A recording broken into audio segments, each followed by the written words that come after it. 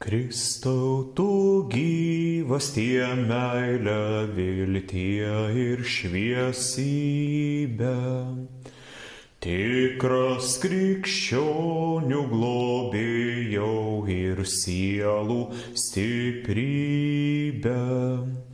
Kreipki mintis, kad širdį garbinčiau vis, amžiną tavo gerybę. Nuodėmės vengsiu, paliksiu pasaulio tuštybės, Kristum tikėsiu ir garbinsiu jo malonybę. Vien jis man bus turtas be galo brangus ir mano sielos ramybė. Malonė mūsų viešpaties Jėzaus Kristaus, meilė Dievo Tėvo ir bendrystė Šventosios Dvasios teesie ir tepasilieka su mumis visais. Paklausykime šiam sekmadieniui skirto Evangelijos teksto. Nusileidęs su jais žemyn, apsistojo lygumoje. Ten buvo gausus jo mokinių būrys ir didelė daugybė žmonių iš visos Judėjos ir Jeruzalės, iš Tyro ir Sidono pajūrio. Jie susirinko jo pasiklausyti ir pagydyti iš ligų.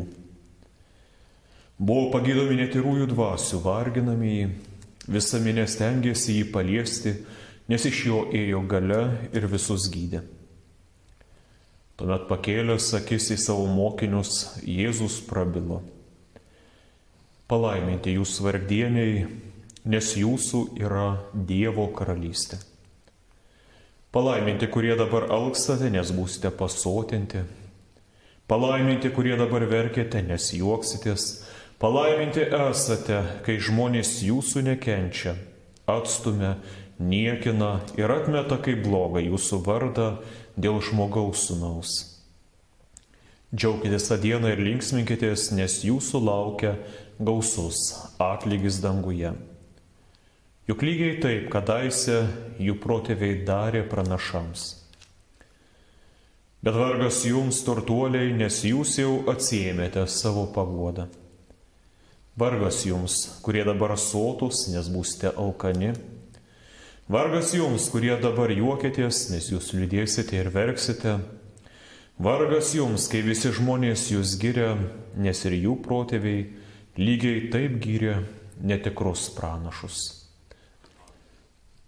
Viešpatie Dieve, nors mes dažnai teisėtai kenčiame, už savo nuodėmes ir ragaujame karčiu savo pačių nuodėmių pasekmės vaisius, tačiau nuolankiai maldaujame ir prašome, kad parodytų mums savo malonę ir gerumą savo vardo šloviai.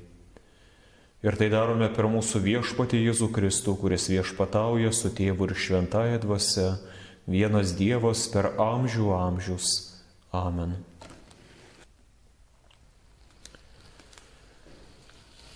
Šiandieną Evangelijoje girdime Jėzaus palaiminimus geriesiems bei perspėjimus ir pasmerkimus pasirinkusiems nedorą kelią. Ir Jėzus nėra pirmasis, kuris tai daro. Visi pranašai nuo Mozės laikų tai darydavo. Laimindavo, girdavo tikinčiuosius ir geruosius ir perspėdavo nedorėlius. Grasindavo nedoriesiems Dievo bausmėmis ir guosdavo doruosius Dievo atlygiu už jų tikėjimą.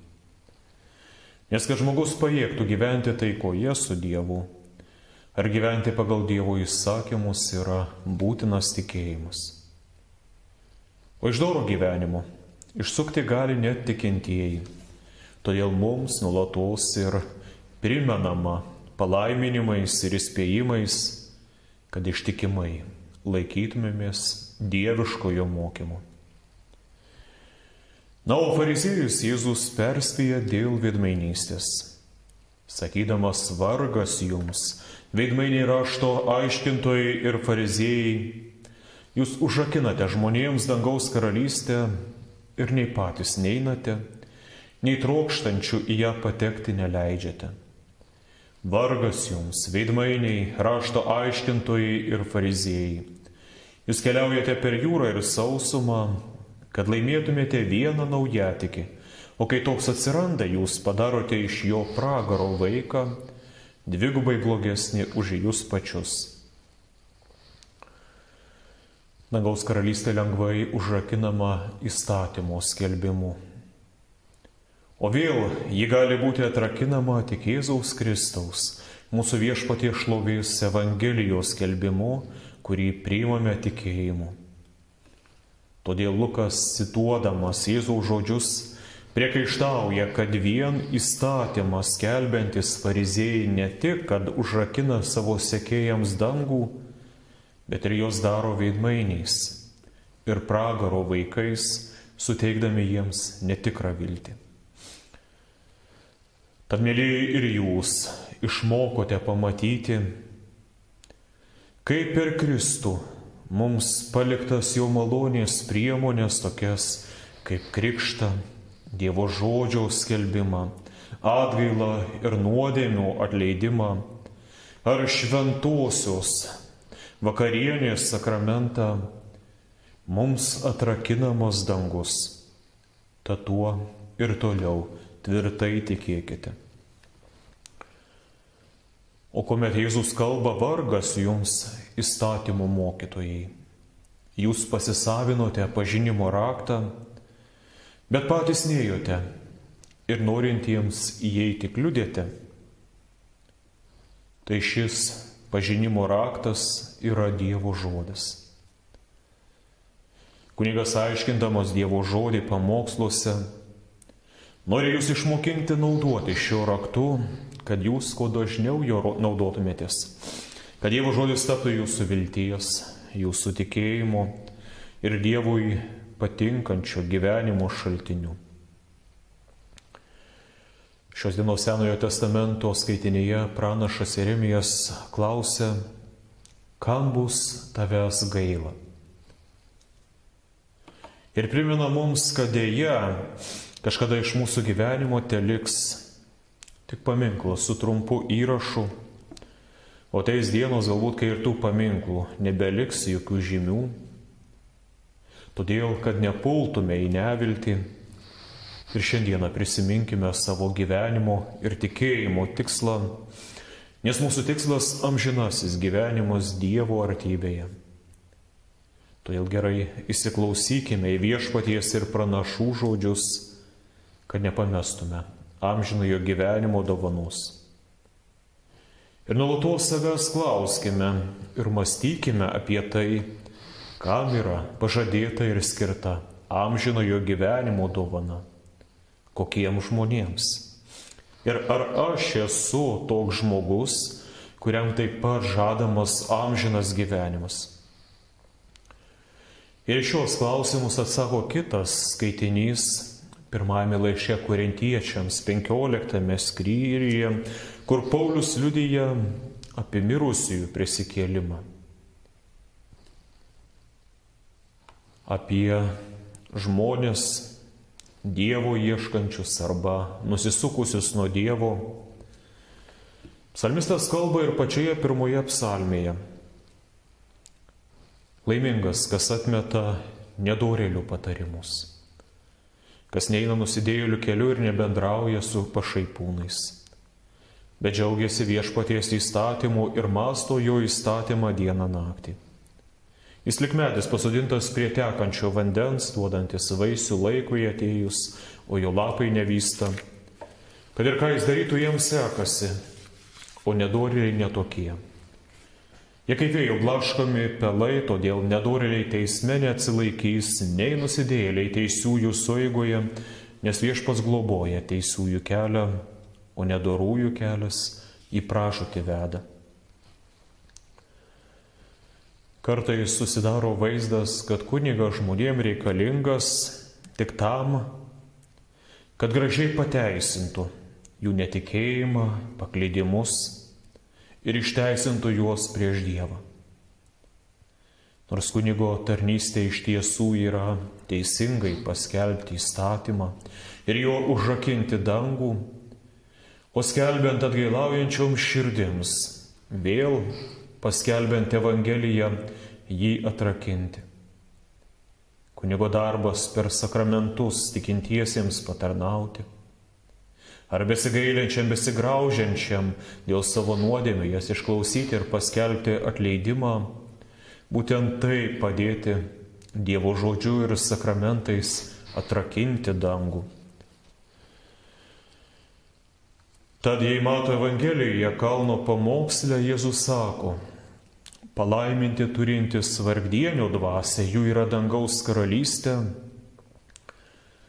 Tai Luko Evangelijoje šie Jėzaus žodžiai skamba taip: palaiminti jūs vargdieniai, nes jūsų yra karalystė. Galbūt jums dar yra sunku vien išgirdus šios žodžius pamatyti skirtumą.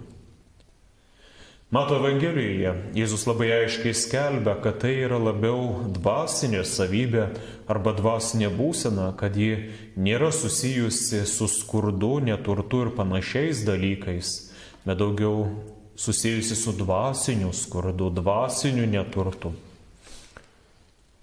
Todėl ir mes, tai girdėdami, palaimintais turėtume laikyti tuos, kurie yra nuolankus, taikus, kantriai pakeliančius įvairius sunkumus ir kurie nusižeminę dvasioje prieš viešpatį.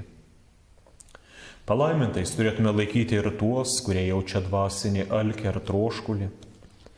Palaimintais turėtume laikyti tuos, kurie supranta savo nuodėmingos prigimties skurdą. Palaimintais turėtume laikyti tuos, kurie stengiasi savo prigimtį praturtinti dvasiniais dalykais. Palaimintais turėtume laikyti tuos žmonės, kurie supranta, kad netgi būdami turtingi, pas Dievą jie turi ateiti, tarsi būtų visiški elgetos, tardami: Dieve, iš visų pasaulio dalykų, kuriuos aš turiu, nieko aš tau negaliu pasiūlyti ar duoti, ko tu neturėtum. Ir vienintelis dalykas, kurį aš iš tikrųjų turiu ir kuris tikrai man priklauso, tai mano nuodėmės ir mano nuodėminga prigimtis. Tačiau aš noriu tau pasiūlyti nuodėmingą širdį. Štai aš stoviu prieš tave tarsi elgeta, nes išgirdau tave dosniai dalijant pas tave ateinantiems dvasinius turtus. Aš girdėjau, kad tu per krikštą aprengi nuostabiuoju Kristaus teisumo rūbu. Aš girdėjau, kad Evangelijos raktu tu atrakini dangų. Aš girdėjau, kad altoriaus sakramente teikiamų Kristaus krauju tu baltai išbalini tikinčiųjų sielos rūbą ir pašventini kūną. Todėl tokiems Kristus kalba: palaiminti jūs vargdieniai, nes jūsų yra Dievo karalystė. Ir tik pilnai pažinus save ar savo dvasinę būklę, dvasinį skurdą, galėsime žinoti, ko turėtume prašyti iš Kristaus ir ko siekti dvasinėme gyvenime. Štai Luko Evangelijoje vėl Jėzus kalba: palaiminti, kurie dabar alkstate, nes būsite pasotinti. Badavimas ir nepriteklius joks gėris. Antraip, juk jeigu tai būtų didžiausias gėris pasaulyje, visi jo siektų. Bet jeigu pažiūrėtume dar ir į Mato Evangeliją, tai Jėzus kalba apie kitokį alkį ir kitokį troškulį, sakydamas: palaiminti alkstantis ir trokštantis teisumo, jie bus pasotinti. Taigi ir čia turėtume suprasti, kaip alkį ir troškulį teisumo. Jėzus nekalba apie ko nors socialinį teisingumą, kad štai reikia iš turtingųjų atimti turtą ir padalinti vargstantiems. Jėzus kalba apie dvasinę savybę. Pažinusiems savo neteisumą ir dėl to pajautusiems alkį ir troškulį, jis žada tuos pasotinti ir pamaitinti. Ir dvasiškai jis mus maitina ir girdo per Dievo žodį, o fiziškai per sakramentą. Mes esame maitinami Kristaus kūno duona ir girdomi iš taurės, kad Viešpats pasotintų šį mūsų dvasinį troškulį.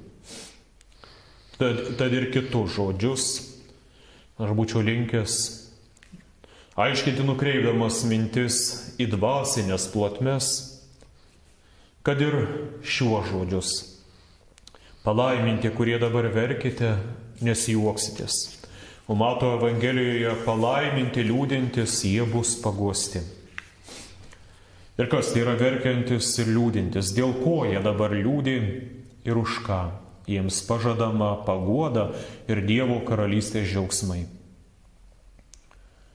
Liūdinčių pasaulyje gali būti daug ir priežasčių gali būti liūdesiui daugybė. Kažkas galbūt neprotingai investavo pinigus ir dėl to dabar liūdi, daug praradęs. Kažkas galbūt padarė kokią kvailystę ir dėl to prarado gerą darbą ir liūdi dėl to. Kažkas galbūt pasuko neištikimybės keliais ir dėl to prarado šeimą ir dėl to dabar jaučiasi labai nelaimingas, vienišas, graužiasi. Ir dar daugybę panašių priežasčių būtų galima sugalvoti iš gyvenimo, bet ar dėl to Kristus pažada Dievo karalystės džiaugsmą? Tai yra įstatymas. Jeigu pasielgiai netinkamai, tai dabar turi ragauti savo netinkamų sprendimų rūgščių vaisių. O Jėzus vėl kalba apie dvasinius dalykus, kas graužiasi ir liūdi dėl savo nuodėmių ir atgailauja dėl savo klaidų, tokie bus paguosti ir apdovanoti Dievo karalystės džiaugsmu. Tai štai koks mūsų raktas į Dievo žodžio paslaptis. Jeigu Jėzus fariziejams priekaištavo vargas jums įstatymo mokytojai, jūs pasisavinote pažinimo raktą, bet patys nėjote ir norintiems įeiti kliudėte, tai aš noriu jums padrasinti, paraginti, naudokite šiuo pažinimo raktu. Skaitykite šventąjį raštą, klausykitės jo išaiškinimo. Ir tikrai visose bažnyčiose ir konfesijose yra daug nuostabių krikščionių, kurie savo įžvalgomis ar savo dvasinėmis patirtimis gali mus labai praturtinti. O svarbiausia, melskitės. Ir vis stipriau save su Kristumi suriškite dvasiniais ryšiais. Amen.